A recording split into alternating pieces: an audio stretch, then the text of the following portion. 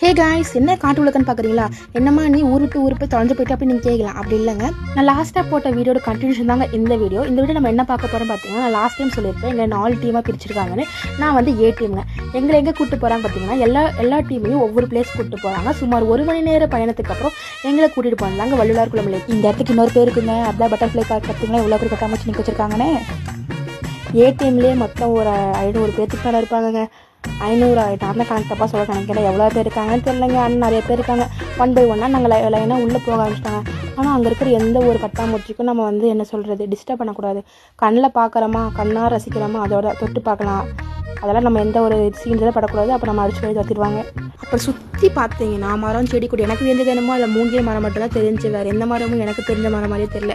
நல்லா சில்லுன்னு ஒரு கிளைமேட்டு. நல்லா நாங்கள் போகிற டைம் வேறு நல்லா மழை வேறு வந்துச்சு. லைட்டாக தூரிச்சு. ரொம்ப மழை வந்துருந்தால் அங்கே நடந்துக்கவே முடியாது. ஏன்னா ஃபுல்லாக மண் பார்த்தீங்களா, நடக்கவே முடியாது. அப்புறம் நம்ம ஃப்ரெண்ட்ஸ் எல்லாம் சேர்ந்து நடக்கவே முடியாமல் நடந்து போய் நம்ம லாஸ்ட்டாக பார்த்துருந்தாங்க. நம்மளே கண்ணில் பார்த்தாச்சுங்க. அந்த குளத்தை பார்த்தோன்னா ஒரே தாமரை இலைகள் தாங்க. ஆனால் என்ன தாமரை பூவில் இல்லை, சும்மா அந்த இலைகள் மட்டும் ஃபுல்லாக மூடி இருக்குங்க. தண்ணியே கொஞ்சம் தான் பார்க்க முடிஞ்சிச்சு. நாங்கள் போன நேரம் தெரியல, பறவைகள்லாம் நிறைய இருக்குமாமாங்க. ஆனால் நாங்கள் பார்க்க முடியாது. நாங்கள் பார்த்தது இந்த ஒரே ஒரு பறவை தான். நல்லா பார்த்துக்கோங்க நீங்களும்.